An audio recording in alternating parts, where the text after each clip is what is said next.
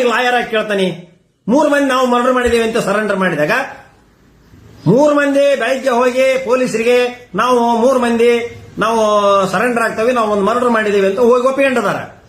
ಅದನ್ನ FIR ಯಾಕೆ ಹಾಕಲಿಲ್ಲ ಪೊಲೀಸರು? ನಾನು ಡಿಫೆನ್ಸ್ ಲಾಯರ್ ಆಗಿ ಕೇಳ್ತದನೀಗ. ನಾನೊಬ್ಬ ಡಿಫೆನ್ಸ್ ಲಾಯರಪ್ಪ, ನಾ ಕೇಳ್ತಾನೀಗ.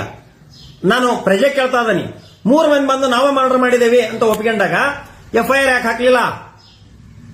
It is first omission on the part of the police peoples. The person who investigating the matter.